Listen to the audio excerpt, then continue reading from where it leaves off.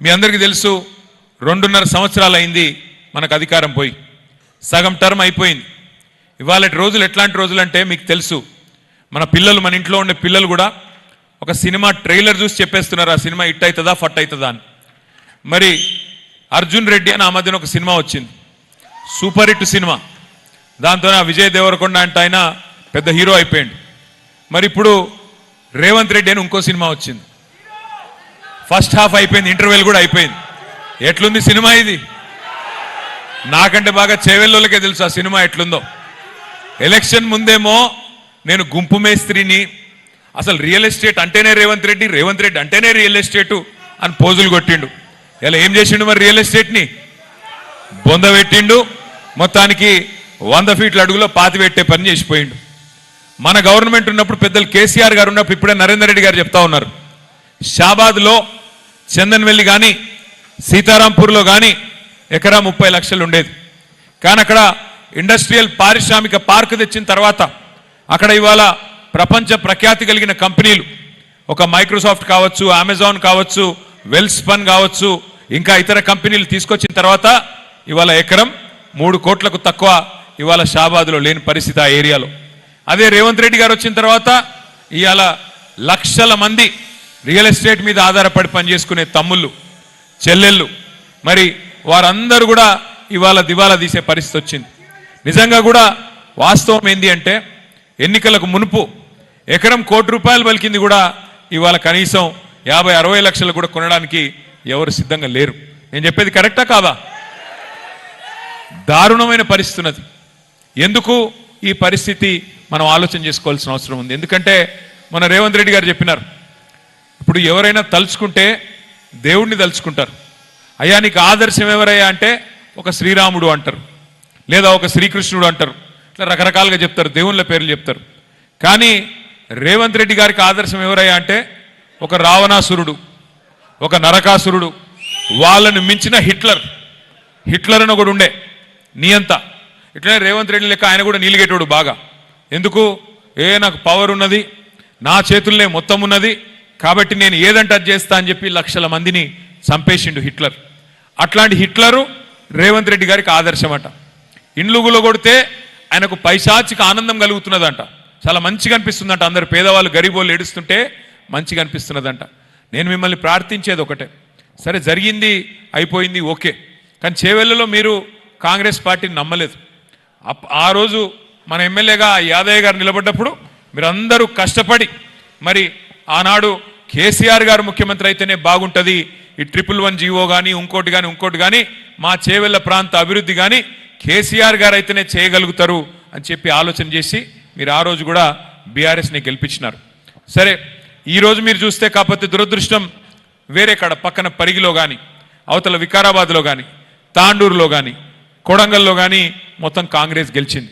చేవెళ్ళ కాడికి మనం గెలిచినాం, కానీ అవతల మొత్తం కాంగ్రెస్ గెలిచింది. ఎన్ని మాయ మాటలు, ఎన్ని అబద్ధాలు, ఎన్ని రకాల మరి విపరీతమైన డైలాగులు కొట్టినారో గుర్తు తెచ్చుకునే ప్రయత్నం ఒక్కసారి చేయండి. మీకు కావాలంటే చూపెడతా నేను. రైతులకి రేవంత్ రెడ్డి గారు వాళ్ళ పార్టీ నాయకులు ఇచ్చిన మాటలు ఒక్కసారి మీరు ఆ స్క్రీన్ మీద చూస్తే వాళ్ళ నోటెంబడినంటే మీకే అర్థమవుతుంది. ఒక్కసారి ఆ రైతులకు సంబంధించి రేవంత్ రెడ్డి గారి పార్టీ, కాంగ్రెస్ పార్టీ చెప్పిన మాటలు ప్లే చేయమని చెప్పి మా తమ్ములను కోరుతా ఉన్నా. ఎక్కడున్నారు? ఇప్పుడు తీసుకుంటే 10,000 వస్తుంది రైతు బంధు, కాంగ్రెస్ అధికారంలోకి వస్తే 15,000 వస్తుంది. ఎకరానికి 15,000 రూపాయలు సంవత్సరానికి ఇచ్చేటట్లు ఒక గ్యారంటీని కూడా మనం ప్రకటించాం.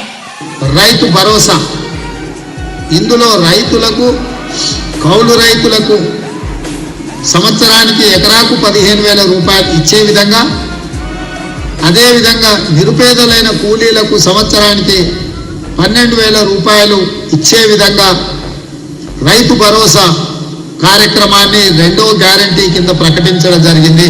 సో యజమానికి రావాల్సింది యజమానికి ఆయన ఖాతాలకు వస్తుంది, కౌలు రైతుకు రావాల్సింది కౌలు రైతుకు వస్తుంది.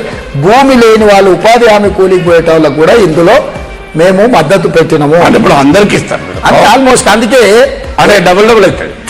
ఓవర్లాప్ కాదు, ఇందులో వస్తే ఇందులో రాదు, ఇందులో వస్తే ఇందులో రాదు. కేసీఆర్ అంటున్నాడు కాంగ్రెస్ వస్తే రైతు బంధు బంద్ అవుతుందని. ఎందుకు బంద్ అవుతుందే? మేమేమన్నా దివానగాలమా? మాకేమన్నా దమాక్ లేదా? ఇప్పుడు మేమేమైనా దివానగాళ్ళమా? మాకేమైనా దిమాగ్ లేదా? మరి 3 సార్లు రైతు బంధు ఎగ్గొట్టిన ఏమనాలి? ఏమని పిలవాలా? 6 గ్యారంటీలు అంటివి, 100 రోజులు అంటివి, పెద్ద పెద్ద స్టోరీలు చెప్తివి కదా. నవంబర్లో తీసుకుంటే 2000, డిసెంబర్లో తీసుకుంటే 4000. ఇగో అక్క, తొందరపడి బిడ్డ పెళ్లి చేయకు, కేసీఆర్ లక్షిస్తుండు, నేను రాగానే డిసెంబర్ నుంచి తులం బంగారం ఇస్తా అన్నాడా? 6 నెలలు కాదు, 3 నెలలనే, 100 రోజుల్లోనే మొత్తం చేసేస్తా, ఇట్లున్న దానికి ఇట్లా చేస్తా అని డైలాగులు కొట్టిండు రేవంత్ రెడ్డి గారు. ఇప్పుడు అడిగినాం, ఈ మధ్యకాలంలో ఆదిలాబాద్ పోయిండు ఒకరోజు. పోతే అక్కడ మన లోకల్ ఎమ్మెల్యే గారు ప్రెస్ వాళ్ళు అడిగినారు, అయ్యా రేవంత్ రెడ్డి గారు, మరి 100 రోజుల్ని అన్ని చేస్తా అంటివి కదా, మరి 900 రోజులు అయిపోయాయి కదా, ఏం చేయకపోతివి, ఒకటంటే ఒకటి చేయకపోతివి, ఉత్త మాటల మనిషి అని తేలిపాయే, ఎట్లా మరి అంటే ఆయన ఏమంటుండేరికైనా కొత్తగా, ఎంత కండలు తిరిగిన పైల్వానైనా 3 నెలల్ని పిల్లలు పుట్టిస్తాడా? అంటే మనకు పెళ్లిళ్ళు కాలేదు, పిల్లలు లేరు, మనకు ఎన్ని నెలల పిల్లలు పుడతారో మనకు తెలియదా? 3 నెలలనే పిల్లలు పుడతారా అని చెప్పి రేవంత్ రెడ్డి గారు హుంకరిస్తున్నాడు. నేను ఒక్కటే అడుగుతున్నా చేవెళ్ళ వేదికగా, అయ్యా రేవంత్ రెడ్డి గారు, 3 నెలల పిల్లలు పుట్టరు మాకు కూడా ఎరికే, మేము అంత తెలివి తక్కువలం కాదు, మాకు కూడా తెలుసు. 3 నెలలు పుట్టారు ఓకే, మరి 30 నెలలు పుట్టకపోతే నిన్నేమనాలే? ఏమనాలి మరి? ఇక నేనేమనా, ఒక్కటి మీకు తెలుసు, నాకు తెలుసు, ఆయన మాటల మనిషి, మూటల మనిషి, అంతే. మాటలేమో మనకు చెప్పిండు, మూటలేమో ఢిల్లీకి మోస్తున్నాడు, కాప సాధించింది మాత్రం ఏమీ లేదు. కేసీఆర్ సారేమో 72,000 కోట్లు 70 లక్షల రైతుల ఖాతాల్లో మీరు అడగక ముందే నాట్లేసే టైంకి వాన చుక్కు పడుతుందంటే, వాన చుక్క పడుతుందంటే ఇక్కడ టింగు టింగు టింగు మన ఫోన్లు మోగుతుండే మీ ఖాతాల్లో రైతు బంధు పడేది. ఒకటిగా